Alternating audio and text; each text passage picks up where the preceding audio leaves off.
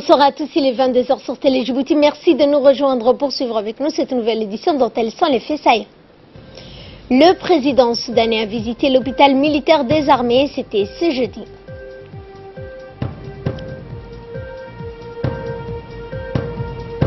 Également dans l'actualité, une guerre commerciale entre la Chine et les États-Unis.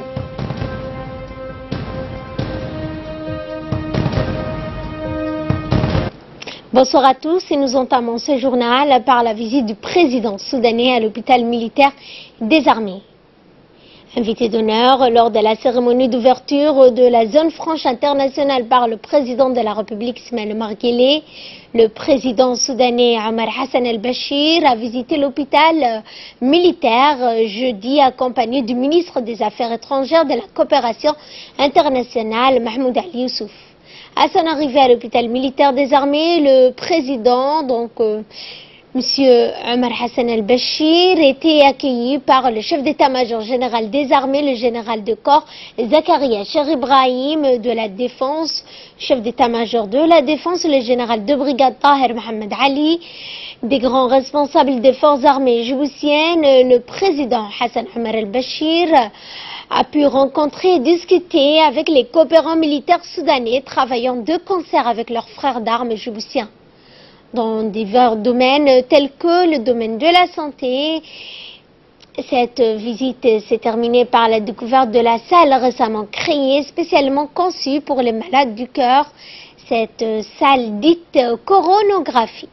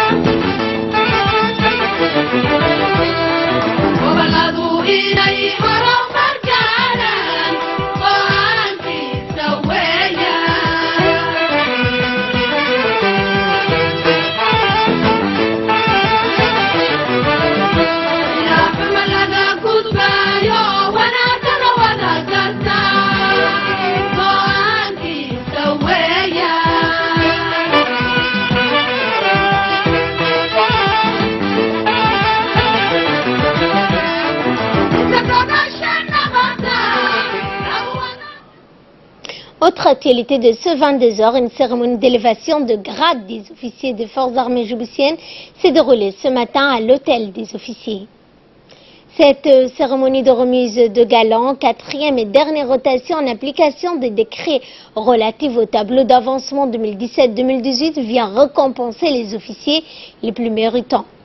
Cette cérémonie présidée par le chef d'état-major général des armées, le général de corps Zakaria Cher-Ibrahim, a vu la participation du chef d'état-major de la défense, le général de brigade Taher Mohamed Ali, du conseiller du SEMGA, le général de division Hassan Ali Kamil, du directeur général de la police nationale, le colonel Abdillahi Abdi, des grands responsables des forces armées djiboutiennes. Aussitôt après son arrivée, le général Zakaria Cher-Ibrahim a procédé à la revue de troupes que lui ont fait les honneurs ainsi qu'à la délégation officielle. Durant cette prise d'armes, le SEMGA a tenu à saluer, comme nous le montre la vidéo, l'ensemble des participants réunis pour l'occasion afin de célébrer dans la joie et l'allégresse cette cérémonie d'élévation de grade.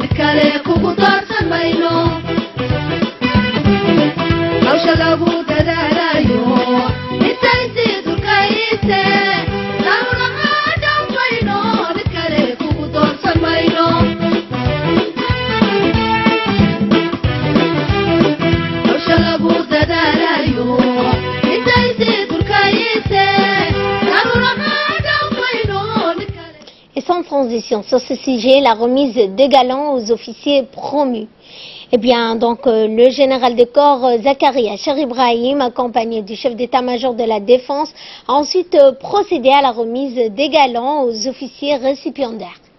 Eh bien, au début donc de la cérémonie, la lecture des versets du Saint-Coran, puis le commandant donc Nidal Alem Morbel, le chef de la chancellerie des FAD, a procédé à la lecture des décrets faisant trait au tableau d'avancement des officiers aux différents grades.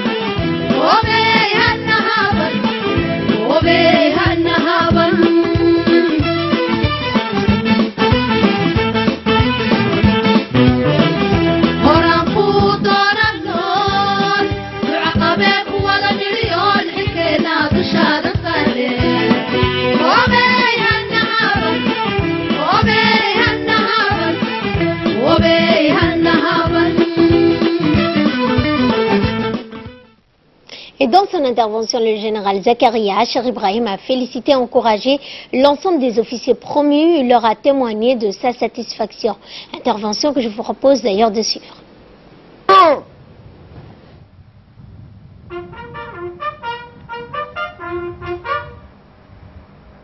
Présentez Bismillahirrahmanirrahim. Alhamdulillahi Rabbil Alamin. وبه نستعين على أمور الدنيا والدين وصلى الله على سيدنا محمد وعلى آله وصحبه أجمعين وبعد.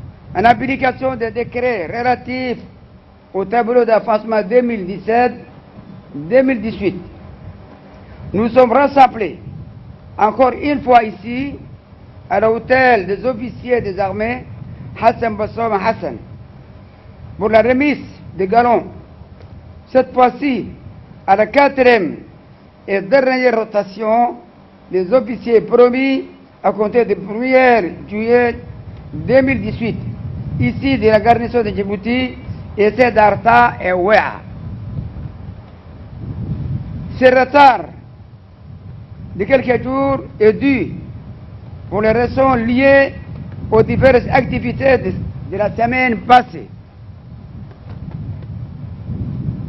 Pour le régiment de l'intérieur, la remise des galons aux officiers promis a été effectuée par leurs chefs de corps respectifs. Pour l'ensemble des officiers promis au grade supérieur, je tiens à vous exprimer toutes mes félicitations à vous ainsi qu'à vos familles.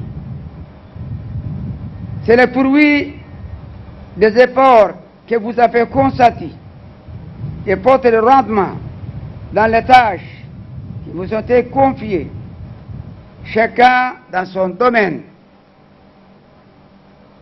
Ces efforts doivent être poursuivis sans relâche pour relever les défis auxquels nous faisons face afin de préserver la valeur suprême de notre pays.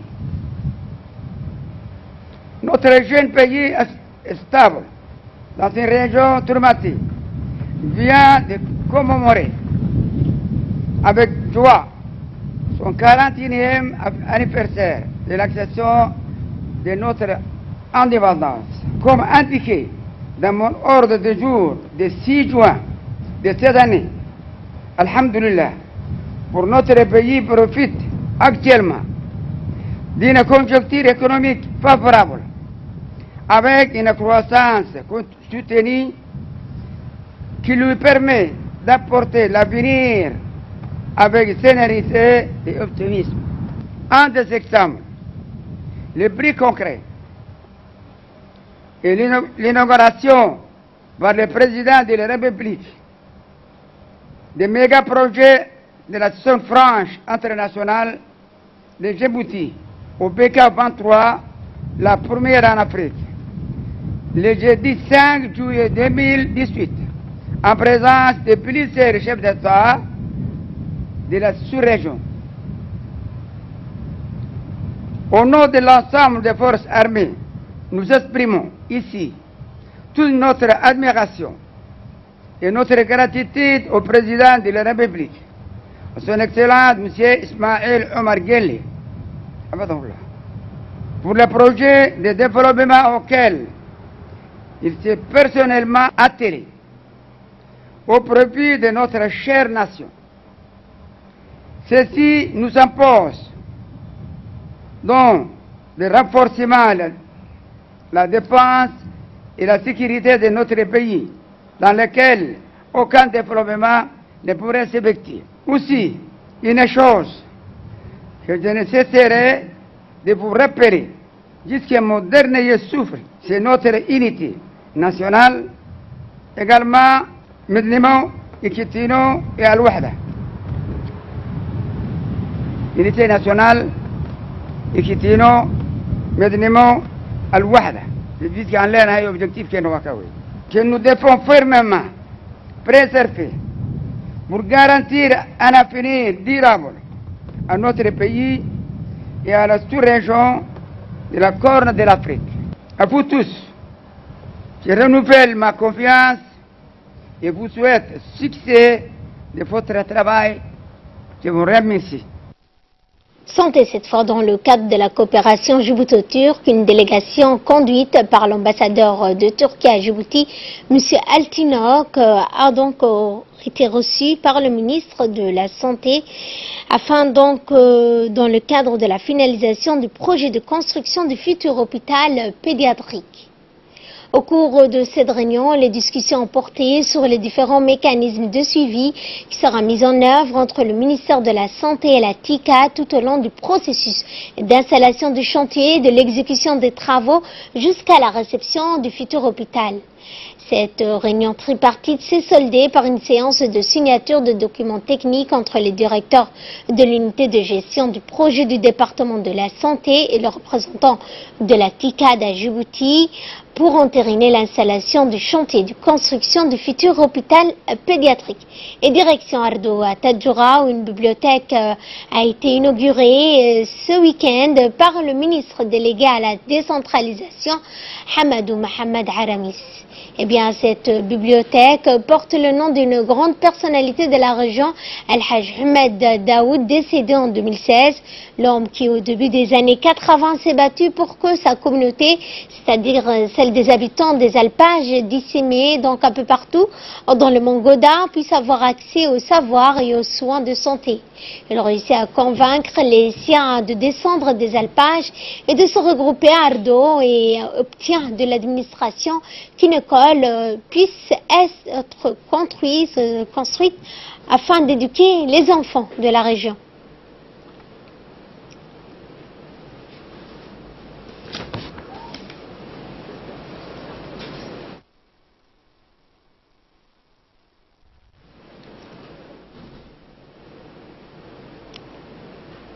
Et de là, nous passons à ce qui domine l'actualité internationale. Avec nous sur ce plateau, Samatar Saïd. Bonsoir Samatar. Bonsoir Ferdous. Et nous entamons donc l'actualité internationale par la Libye. 2 morts dans une attaque terroriste contre un projet hydraulique.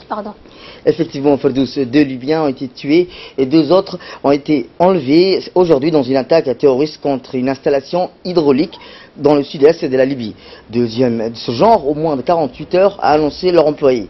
C'est situé à 1500 km au sud-est de Tripoli et fait partie du projet de la rivière artificielle d'un réseau de canalisation géante qui conduit de l'eau de nappe aquifère ou du désert vers la ville côtière. Depuis, Ferdous, rappelons-le, la chute du régime de Kadhafi en 2011, les travailleurs étrangers et les représentations diplomatiques en Libye sont régulièrement la cible d'attaques et d'enlèvements par des puissantes milices ou des groupes djihadistes et islamiques, Ferdous. Et au Japon, depuis meurtrières, le bilan des victimes ne cesse d'augmenter. Effectivement, Ferdous, le bilan ne cesse de s'alourdir. Et malgré le sourire des rescapés, ce sont des pluies meurtrières qui s'abattent sur le Japon depuis 3 jours. Dans l'ouest et le centre de l'archipel, comme on le voit sur les images, le cru, les inondations et les glissements des terrains ont fait des dizaines de morts et une 50aine de disparus. Après l'agence météorologique japonaise, les pluies diluviennes vont se poursuivre jusqu'à dimanche.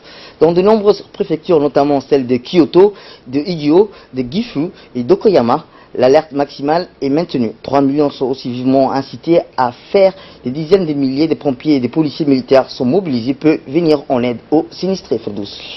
Et concernant les discussions nucléaires, concernant la Corée du Nord, le secrétaire général d'État américain, George Pompeo, affirme que les discussions sont très productives. Effectivement, Ferdous, le secrétaire américain Mike Pompeo a jugé aujourd'hui très productives les discussions avec la Corée du Nord sur le programme nucléaire de Pyongyang. Parlant à des journalistes avant son départ pour Tokyo, M. Pompeo n'a pas cependant fourni des précisions quant à savoir la Corée du Nord entendait honorer ses engagements sur la dénucléarisation et la péninsule en échange des garanties de sécurité. Des progrès sur presque toutes les questions centrales, sur certaines, beaucoup de progrès sur d'autres. Il y a encore du travail à faire, a-t-il dit, après 2 jours de discussion à Pyongyang, Ferdous. Et pour terminer, nous en parlions en début de journal, la guerre commerciale entre les États-Unis et la Chine inquiète le monde des affaires. Effectivement, Ferdous, la Chine n'aura pas tardé à répliquer à l'entrée en vigueur, rappelons-le, hier, des droits de douane prohibités décidés par les États-Unis sur les importations chinoises. Ces taxes américaines de 25% sur 34 milliards de dollars d'importation frappent désormais 818 produits, dont des voitures, des composants d'avions ou des disques durs sur ordinateur. Quelques minutes après l'entrée en vigueur, Ferdous, des taxes, la Chine a riposté en prenant des mesures de rétorsion entrées en vigueur immédiatement. Après, le montant de la nature des taxes n'ont pas été détaillés. Mais rappelons-le, ils disent œil pour œil, dent pour dent. La Chine veut repliquer à hauteur du même montant, Ferdous. Merci Samatar pour ces éclaircissements. Merci également à vous de nous avoir suivis. Excellente soirée à toutes et à tous.